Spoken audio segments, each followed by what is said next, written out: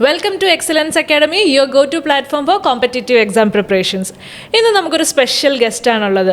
A proud student from Mechanical Engineering Department who has secured 254th rank in GATE exam 2026. Welcome Nandana. Thank you. എങ്ങനെയുണ്ടായിരുന്നു gate എക്സാംസിൻ്റെ ഒക്കെ results വന്നതിന് ശേഷം? Are you happy with the results? Nandana പ്രതീക്ഷിച്ച പോലെ ഒരു expectations ഒക്കെ keep ചെയ്യാൻ പറ്റിയോ? അതെ, അത്യാവശ്യം നല്ല റിസൾട്ടാണ് കിട്ടിയത്. അതുകൊണ്ട് തന്നെ നല്ല ഹാപ്പിയാണ്. പിന്നെ ഈ വർഷത്തെ എക്സാമിൻ്റെ ടഫ്നെസ് വെച്ചിട്ട് നമുക്ക് പറയാൻ പറ്റുന്ന നല്ലൊരു റിസൾട്ട് തന്നെയാണ് കിട്ടിയത്. എക്സാം ടഫായിരുന്നല്ലേ? അതെ, എക്സാം നല്ല ടഫായിരുന്നു. സോ എങ്ങനെയായിരുന്നു പാരൻസിൻ്റെ ഒരു റിയാക്ഷൻ ഈ ഒരു റിസൾട്ട്സ് കണ്ടതിന് ശേഷം? ലൈക്ക് അവർക്കൊരു എക്സ്പെക്റ്റേഷൻ കാണുമല്ലോ, അതൊക്കെ മീറ്റ് ചെയ്യാൻ പറ്റിയോ? പാരൻസ് നല്ല അത്യാവശ്യം ഹാപ്പിയാണ്. കാരണം നമ്മൾ എക്സ്പെക്റ്റ് ചെയ്ത റിസൾട്ട് തന്നെയാണ്. കാരണം നമുക്ക് നേരത്തെ അറിയാൻ പറ്റുമല്ലോ, റെസ്പോൺസ് ഷീറ്റ് വരുമ്പോഴേ അറിയാൻ പറ്റും. എക്സ്പെക്റ്റ് ചെയ്ത റിസൾട്ട് തന്നെയാണ് കിട്ടുന്നത്. പിന്നെ ഈ എക്സാം ടഫ് ആയതുകൊണ്ട് ഒരു പേടി ഉണ്ടായിരുന്നു. പക്ഷെ റിസൾട്ട് വന്നപ്പോൾ അതങ്ങ് പോയി. എങ്ങനെ ഉണ്ടായിരുന്നു ഈ ഒരു ഓവറോൾ ജേർണിയിൽ പാരൻസിൻ്റെ ഒരു സപ്പോർട്ട്? പാരൻസ് അത്യാവശ്യം നല്ല സപ്പോർട്ടാണ്. കാരണം നമുക്ക് ഇമോഷണലി ആണല്ലോ സപ്പോർട്ട്. നമുക്ക് ഇപ്പം അക്കാഡമിക്കലി നമുക്ക് അവർക്ക് സപ്പോർട്ട് ചെയ്യാൻ പറ്റില്ലെങ്കിലും നമുക്ക് ഇമോഷണലി നല്ല സപ്പോർട്ട് തന്നെയായിരുന്നു. നല്ലൊരു എൻവയോൺമെൻറ്റ് തന്നെയാണ് വീട്ടിൽ അവർ തന്നത്. സ്ട്രെസ്ഫുൾ ഒന്നും ആയിരുന്നില്ല, ഹാപ്പി ആയിരുന്നു? അല്ല, ഒരിക്കലും സ്ട്രെസ്ഫുൾ. എൻ്റെ തന്നെ തീരുമാനമായിരുന്നു ഗേറ്റ് പഠിക്കുക എന്നുള്ളത്. അപ്പം അവരതിൻ്റെ ആ ഒരു ഫ്ലോയിൽ അങ്ങ് വന്നു. അത്യാവശ്യം നല്ല സപ്പോർട്ട് തന്നെയാണ് തന്നു. ഓക്കെ, ഇനി നമുക്ക് നന്ദനയുടെ ഈ ഒരു സക്സസ്ഫുൾ ജേർണീനെ പറ്റിയിട്ടുള്ള കുറച്ച് വിശേഷങ്ങൾ നോക്കാം. അപ്പം നന്ദന നമ്മുടെ ഈ ഒരു അക്കാഡമിയിൽ ഗേറ്റ് എക്സാം പ്രിപ്പറേഷൻസിന് വേണ്ടിയിട്ടാണല്ലോ ജോയിൻ ചെയ്യുന്നത്. സോ ആരാണ് നന്ദനയോട് നമ്മുടെ ഈ ഒരു അക്കാഡമീനെ പറ്റിയിട്ട് ഇൻട്രൊഡ്യൂസ് ചെയ്യുന്നതും? ഓറൽസ് നന്ദന തന്നെ കണ്ടുപിടിക്കുമായിരുന്നു ലൈക്ക് ഇങ്ങനെ ഒരു ഇൻസ്റ്റിറ്റ്യൂട്ട് ഉണ്ട്, എനിക്കിവിടെ പോകണം എന്നുള്ളത്? ഞാൻ റിസർച്ച് ചെയ്ത് കണ്ടുപിടിച്ചത് തന്നെയാണ്. നമ്മൾ ഇൻ്റർനെറ്റിൽ സെർച്ച് ചെയ്ത് കണ്ടുപിടിച്ചതാണ്. ബട്ട് അച്ഛനറിയാമായിരുന്നു ഇങ്ങനെ ഒരു ഇൻസ്റ്റിറ്റ്യൂട്ട് ഉണ്ട്. കാരണം വർഷങ്ങളായല്ലോ ഈ ഒരു ഇൻസ്റ്റിറ്റ്യൂട്ട് വന്നിട്ട്. അപ്പം അച്ഛനറിയാമായിരുന്നു ഇങ്ങനെ ഒരു ഇൻസ്റ്റിറ്റ്യൂട്ട് ഇവിടെ ഉണ്ട്. അപ്പം ഞാൻ പിന്നെ ഗൂഗിളൊക്കെ നോക്കി, ഇൻ്റർനെറ്റൊക്കെ നോക്കി. അത്യാവശ്യം നല്ല സ്റ്റുഡൻസിൻ്റെ ഒക്കെ റിവ്യൂസ് ഉണ്ടായിരുന്നു. അപ്പം അതിനുശേഷം പിന്നെ മിഥുൻ സാറുമായിട്ട് സംസാരിച്ചു, അക്കാഡമിയിൽ പോയി കണ്ടു, സാറുമായിട്ട് സംസാരിച്ചു, അക്കാഡമിയിൽ ജോയിൻ ചെയ്തു. സോ നന്ദന ഓഫ്ലൈൻ ആയിരുന്നോ ഓൺലൈൻ ആയിരുന്നോ ഓപ്റ്റ് ചെയ്തിരുന്നത്? ഞാൻ ഓഫ്ലൈൻ ആയിരുന്നു. ട്രിവാൻഡ്രം ക്യാമ്പസിൽ വന്നിട്ടാണ് പഠിച്ചിട്ടുണ്ടായിരുന്നത്. എങ്ങനെയുണ്ടായിരുന്നു ഓവറോൾ ഈ ഒരു ഓഫ്ലൈൻ കോച്ചിങ്ങും കംപ്ലീറ്റ് ഒരു എൻവയോൺമെൻറ്റും ഒക്കെ എങ്ങനെയുണ്ടായിരുന്നു?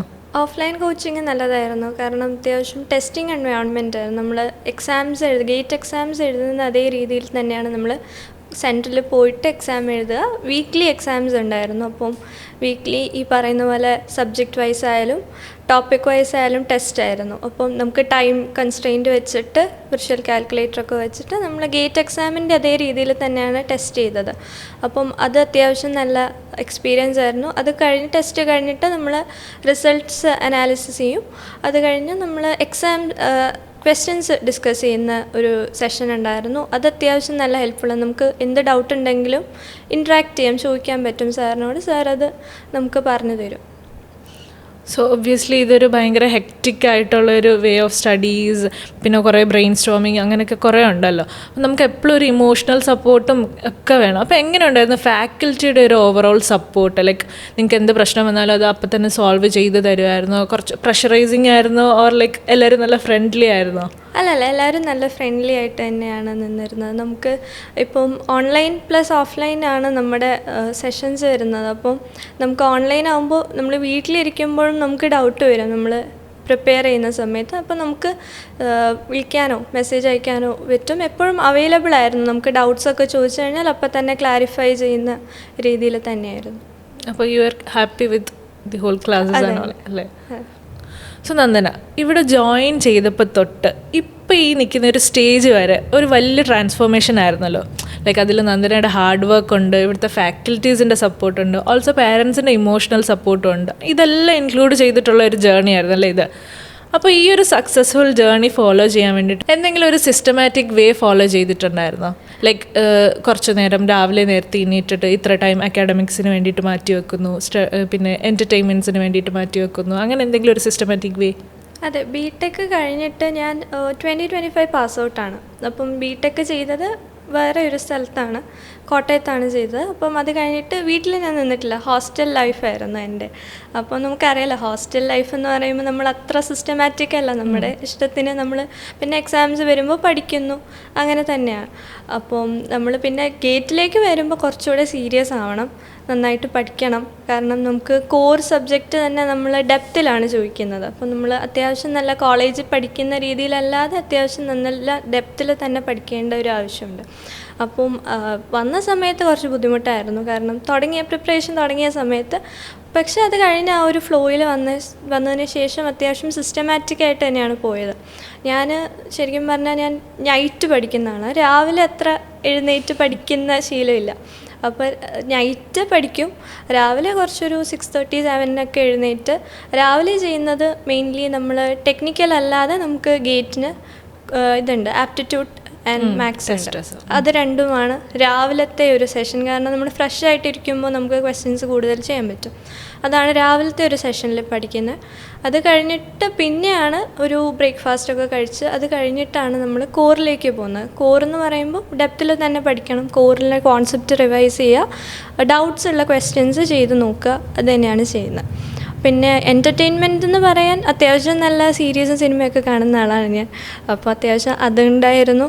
പിന്നെ ഞാൻ പാർട്ട് ടൈമായിട്ട് വർക്ക് ചെയ്തിട്ടുണ്ടായിരുന്നു. കാരണം നമ്മൾ ഫുൾ ടൈം വീട്ടിലിരിക്കാനും പറ്റില്ല. കാരണം മെൻ്റൽ ഹെൽത്തിനെ നമ്മൾ കെയർ ചെയ്യണം. അതെ, മെൻ്റൽ ഹെൽത്തിനെ കെയർ, മൈൻഡ് റിഫ്രഷ് ചെയ്യാൻ വേണ്ടിയിട്ട് ഒരു പാർട്ട് ടൈം വർക്ക് ചെയ്തിട്ടുണ്ടായിരുന്നു. അപ്പം വർക്ക് ചെയ്ത് കഴിഞ്ഞിട്ട് വീണ്ടും വന്ന് പഠിക്കുക, നൈറ്റ് ഇരുന്ന് പഠിക്കുക. അതാണ് എൻ്റെ ഒരു റുട്ടീൻ എന്ന് പറയുന്നത്. അപ്പോൾ ഇത് ഇത്രയും കാര്യങ്ങൾ ചെയ്യുമ്പോൾ ഈ ഒരു കൺസിസ്റ്റൻസി കീപ്പ് ചെയ്യാൻ പറ്റുന്നുണ്ടായിരുന്നോ? അതാ പറഞ്ഞത്, രാവിലെ എണീക്കാത്ത ഒരാളാണ്. അപ്പോൾ രാവിലെ ഇപ്പോൾ ഒരു 6:30, 7 എഴുന്നേറ്റ് കഴിഞ്ഞാൽ പിന്നെ ഒരു ഫ്ലോയിൽ അങ്ങ് പോവും. ആദ്യത്തെ ഒരു മാസത്തെ ഒക്കെ ബുദ്ധിമുട്ടുള്ളൂ. നമ്മൾ ആ ഒരു രീതിയിലേക്ക് വന്നു കഴിഞ്ഞാൽ പിന്നെ ആ ഒരു കൺസിസ്റ്റൻസി ബ്രേക്ക് ചെയ്യാതെ ഫോളോ ചെയ്ത് വരണം. അതെ, ബ്രേക്ക് ചെയ്യാതെ ഫോളോ ചെയ്ത് വരണം. പിന്നെ ഞാൻ ഫോഴ്സ്ഫുള്ളി ഞാൻ ബ്രേക്ക് എടുക്കുമായിരുന്നു. ഇപ്പോൾ നമ്മളൊരു 2 months കൺസിസ്റ്റൻ്റ് ആയിട്ട് ഇത് തന്നെ ചെയ്തുകൊണ്ടിരിക്കുമ്പോൾ നമ്മളൊരു 1 weekോ അല്ലെങ്കിൽ 2 days, 3 days ഒക്കെ കംപ്ലീറ്റ് ബ്രേക്ക് എടുക്കുമായിരുന്നു. അപ്പം അങ്ങനെയാണ് ഞാൻ ചെയ്തുകൊണ്ടിരുന്നത്. ആ ഒരു ബ്രേക്ക് എടുക്കുമ്പോഴായിരിക്കുമല്ലോ വീണ്ടും ഈ ഒരു പ്രോസസ്സ് ഫോളോ ചെയ്യാൻ പറ്റുന്നത്. ഇല്ലെങ്കിൽ അത് ഭയങ്കര ഹെക്റ്റിക് ആയിരിക്കും. അത് ഭയങ്കര ഹെക്റ്റിക്കാണ്. കാരണം നമുക്ക് നമ്മളെന്ന് പറയുന്നത് ഈ കോർ സബ്ജക്ട്സ് എന്ന് പറയുന്നത് ഭയങ്കര ഡെപ്തിലാണ് പഠിക്കുന്നത് തന്നെ. അപ്പോൾ നമുക്ക് അത്രയും ബ്രെയിൻ വർക്കാണ് അതിൽ ചെയ്യുന്നത്. അപ്പോൾ നമ്മൾ ഇടയ്ക്ക് ബ്രേക്ക് എടുത്തില്ലെങ്കിൽ ചിലപ്പോൾ നമുക്ക് അത് കീപ്പ് ചെയ്യാൻ പറ്റാതെ വരും. അപ്പോൾ ഇടയ്ക്ക് ബ്രേക്ക് എടുക്കണം, അതാണ് നല്ലത്. എപ്പോഴും മെൻ്റൽ ഹെൽത്തിന് നല്ലത് അതാണ്. സോ നമുക്ക് ഓൺലൈൻ ആൻഡ് ഓഫ്ലൈൻ ക്ലാസ്സസ് ഉണ്ടല്ലേ, അതേപോലെ തന്നെ നമുക്ക് ഓൺലൈനായിട്ടൊരു സ്റ്റഡി ആപ്പ് ഉണ്ട്, crack it app by excellence academy. So which is accessible by online and offline students also. അപ്പോൾ ഈ ഒരു ആപ്പ് കൊണ്ട് എക്സ്ട്രാ എന്തെങ്കിലുമൊക്കെ രീതിയിലുള്ള അഡ്വാൻറ്റേജസ് കിട്ടിയിട്ടുണ്ടായിരുന്നോ നന്ദനയ്ക്ക്? സപ്പോസ് ഈ ഒരു, അതായത് നമുക്കിപ്പോൾ ഒരു മെൻറ്ററിൻ്റെ ഫിസിക്കൽ പ്രസൻസ് ഇല്ലാത്ത സമയത്ത് ആ ഒരു ഗ്യാപ്പ് ഫില്ല് ചെയ്യുന്നുണ്ടായിരുന്നു ഈ ഒരു ആപ്പ്? അതെ, അതായത് നമുക്ക് റെഗുലറായിട്ട് ക്ലാസ്സസ് ആപ്പ് വഴിയാണ് നടന്നുകൊണ്ടിരുന്നത്. അപ്പം നമുക്ക് അതിൽ തന്നെ നമ്മൾ ഓൺലൈൻ ക്ലാസ്സസ് ഉണ്ട്. അതായത് നമുക്ക് എപ്പോൾ വേണമെങ്കിലും ഡൗട്ട് തോന്നുമ്പോൾ നമുക്ക് ആ ക്ലാസ്സസ് ആക്സസിബിൾ ആണ്. ലൈവ് ക്ലാസ്സസ് തന്നെ അതിൽ തന്നെ അപ്ലോഡ് ചെയ്യുക. അപ്പം നമ്മളിപ്പം അതേ സബ്ജക്റ്റ് റിവൈസ് ചെയ്യുന്ന സമയത്ത് നമുക്ക് ഡൗട്ട്സ് ഉണ്ടെങ്കിൽ ആ ടോപ്പിക്കിലുള്ള വീഡിയോസ് അവൈലബിൾ ആണ്. അതുമാത്രമല്ല നമുക്ക് ടെസ്റ്റ് ഉണ്ട്, അതിനകത്താണ് നമ്മൾ ടെസ്റ്റ് എഴുതുന്നതും. അപ്പം ടെസ്റ്റ് അതിൽ അവൈലബിൾ ആണ് പിന്നെയും. അപ്പം നമുക്ക് ആൻസേഴ്സ് ഉണ്ടെങ്കിലോ ആൻസേഴ്സ് റെഫർ ചെയ്യണമെങ്കിൽ അങ്ങനെയുള്ള ക്വസ്റ്റ്യൻസ് അല്ലെങ്കിൽ ഡൗട്ട്സ് ഒക്കെ ഉണ്ടെങ്കിൽ നമുക്ക് പിന്നെയും അത് റെഫർ ചെയ്യാൻ പറ്റും. അത്യാവശ്യം നല്ല സ്മൂത്ത് ഇൻ്റർഫേസ് ആണ് ആപ്പിന്. ഈസി ടു യൂസ് ആണ്. അപ്പം നമുക്ക് അത്യാവശ്യം നന്നായിട്ട് പ്രിപ്പയർ ചെയ്യാൻ ഒരുപാട് ഹെൽപ്ഫുൾ ആയിരുന്നു app. So what's next? Higher studies ആണോ അതോ ജോബാണോ നന്ദന പ്രിഫർ ചെയ്യുന്നത്? ഹയർ സ്റ്റഡീസ് തന്നെയാണ് പ്രിഫർ ചെയ്യുന്നത്. നെക്സ്റ്റ് MTech തന്നെയാണ് പ്ലാൻ ചെയ്തേക്കുന്നത്. Obviously you should definitely explore more on higher studies. So Nandana, let's imagine ഞാൻ ഗേറ്റ് എക്സാമിന് വേണ്ടിയിട്ട് പ്രിപ്പയർ ചെയ്യുന്ന ഒരാളാണ്. അപ്പം ഞാൻ നന്ദനയുടെ അടുത്ത് വന്നിട്ട് ഇങ്ങനെ ചോദിക്കുകയാണ്, എനിക്ക് കുറച്ച് ടിപ്സ് തരുമോ? ലൈക്ക് ഞാൻ ഭയങ്കര കൺഫ്യൂസ്ഡ് ആണ്, എന്താണ് ചെയ്യേണ്ടത്, പ്രോപ്പർലി എനിക്ക് എങ്ങനെ പ്രിപ്പയർ ചെയ്യാം എക്സാംസിന് വേണ്ടിയിട്ട്. അപ്പോൾ അതിനെന്തായിരിക്കും നന്ദന ഒരു ആൻസർ പറയുന്നത്? അപ്പം ഗേറ്റിന് പ്രിപ്പയർ ചെയ്ത് ഞാൻ പറഞ്ഞില്ല, എൻ്റെ റുട്ടീൻ എന്ന് പറയുന്നത് കൺസിസ്റ്റൻ്റ് ആയിരുന്നു. അപ്പം മെയിനായിട്ട് ഞാൻ പറയാൻ പോകുന്നത് തന്നെ കൺസിസ്റ്റൻസി ആണ്. ഇപ്പോൾ നമുക്ക് എല്ലാവർക്കും ഇപ്പം 10 hours 12 hours ഒരു ഡേ പഠിക്കാൻ പറ്റില്ല.